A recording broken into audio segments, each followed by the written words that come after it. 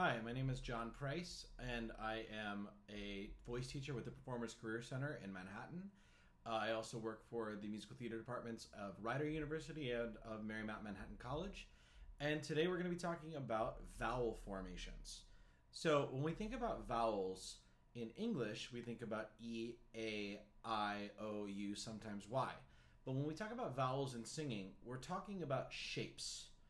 Shapes we make with our tongue, our teeth, our lips, that produce sounds when we add voice to them. So what I'm going to go through today are what we call the 5 cardinal vowels, or the 5 Italian vowels, which are E, E, A, O, U. The reason why these are useful is because they're just one shape. When we think about English vowels, we have the vowel A, which is an E and an E combined. So A. Or the vowel O, which is an O and an U combined. So if we think about those 5 Italian vowels, we can use those to make most other vowels when we put them in combination with each other. So first, we're going to talk about E. So for E, let's just kind of think about where our tongue is. So the tip of the tongue is against the back of your bottom teeth, and the hump of your tongue, the middle of your tongue, is touching the bottom of the top teeth. So say E, and you'll feel that. Great. And then let's try singing that a little bit. So we'll just go E. So just note as you do that, that your tip of your tongue is right against the back of your bottom teeth, and the back of your tongue, or the hump of your tongue, is up, touching the bottom of your top teeth. So let's do that one more time. E. Let's take that up. E.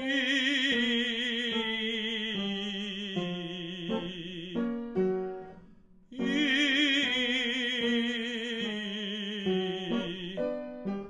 E.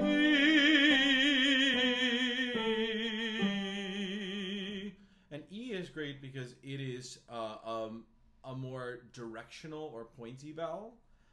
It's also what's called a closed vowel, meaning that the tongue is mostly in the mouth and not as much in your throat. So when you see more of your tongue in your mouth, it means that more of the tongue is in your mouth and less of it's in your throat.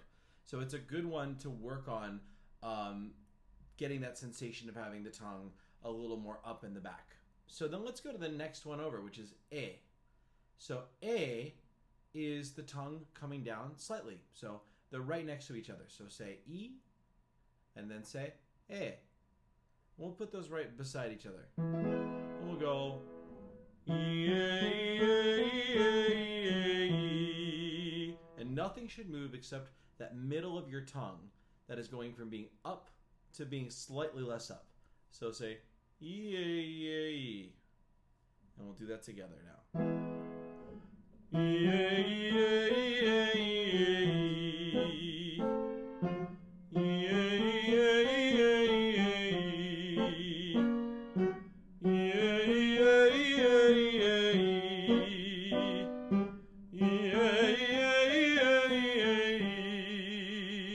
And they're right next to each other, so they're really good to do in combination with each other. Next, we'll deal with A. So A is one of those vowels that we use all the time, like that's the idea, but form it differently than we want to form it for singing. So in when we say it that way, our tongue is really flat. And when we sing the that way, we get this kind of a sound.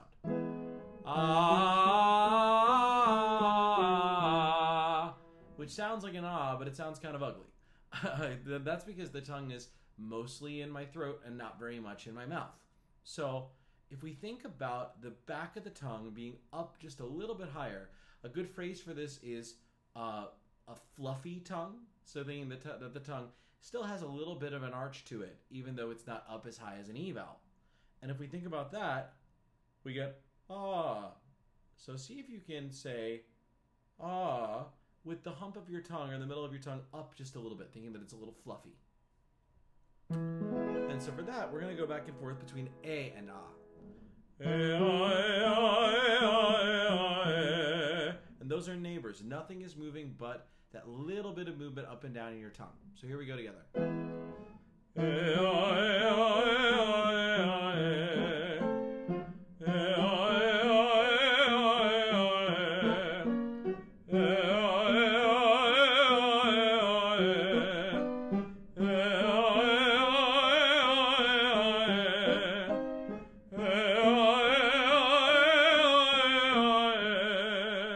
Very good. You see that those vowels are just small movements of the tongue. So E has the highest tongue position, E is slightly less so, and A is down a little bit more, but we want to be careful not to let the back of the tongue go down too far. Otherwise we get that kind of ah swallowed sound. So E, E, and A are typically called the tongue vowels. So you make them primarily because of changes in your tongue position. The two other vowels that we're dealing with are O and U. So for O, just kind of like the A vowel, we say that same word in English, oh. But when we do that, it tends to be with the lower back of our tongue. So for singing, we want to keep the back of our tongue up a little bit more, closer to where the E was. So for this, we're going to do... We'll start with the A, and we'll do the O. And for the O, that hump of our tongue is going to come up and forward a little bit. So it'll be...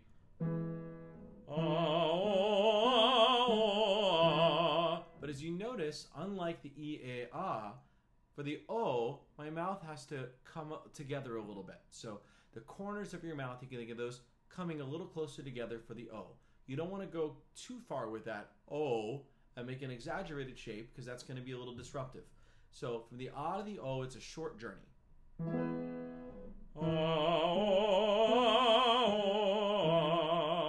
Let's take that up.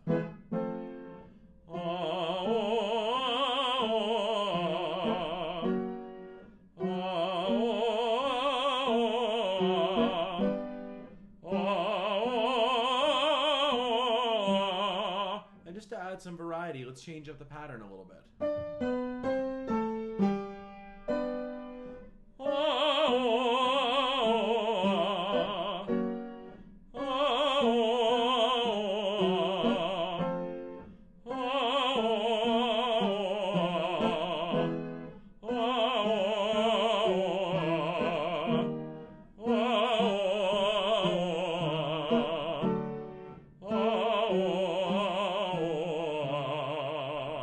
Great, and that for that O again, you're feeling like the tongue is coming a little bit further forward in your mouth, and the corners of your mouth are coming together a little bit.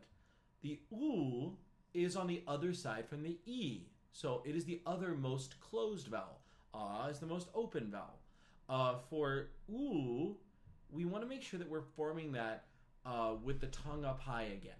So it's easy to make an ooh sound and swallow your tongue. So to find this, a good way is to think a hooty ooh like an owl. Woo! Great.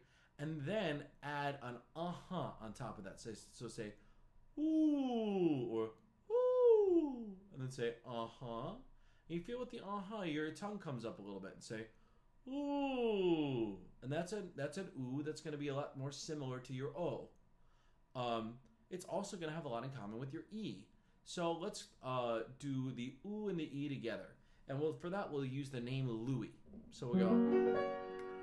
Louis, Louis, Louis, Louis, Louis. Great. So that ooh, be careful you're not doing Louis, Louis, because you feel the tongue comes down and blocks up your throat.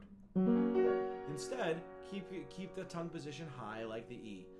For the ooh, your corners of your mouth are going to come together even more. So it's going to have more of a lip component even than the O did. So it'll be Louis, Louis, Louis, Louis, Louis. Louis, Louis, Louis, Louis, Louis.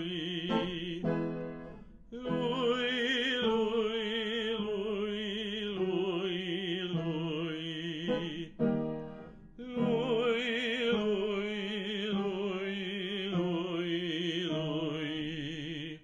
Great, so that's all 5. So now let's put them together. And we'll go... let's start with the E, since that's where we started today. We'll go E, A, A, O, U. And we'll just do it descending. So it'll be E, A, A, O, U. So remember, for the E, A, and A, there's just a slight movement in your tongue. The E is the tallest, the A is the next tallest, the A is flatter but still fluffy. O, the tongue comes back up and comes a little forward, and the lips round. And the U, the lips round a little more, and the tongue comes up even more. So, going down.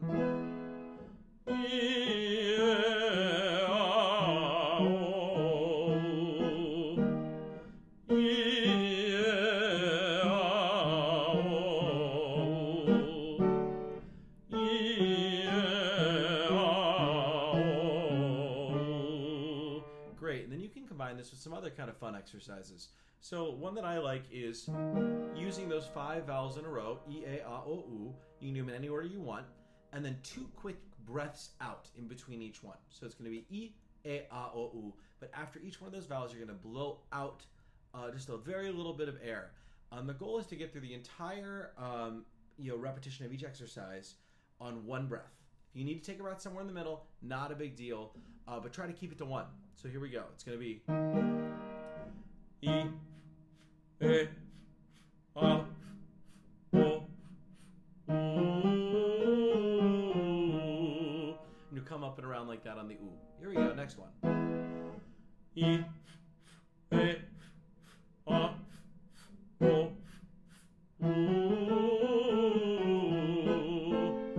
E, A, A, O, U. E, A, A, O, U. E, A, A, O, U. One more. E, A, A, O, U. Very good. And again, even if you have to breathe once or twice in the middle there, totally fine, but you want to work up to being able to do that all in one breath. And that has been a conversation about the 5 Italian or the 5 cardinal vowels.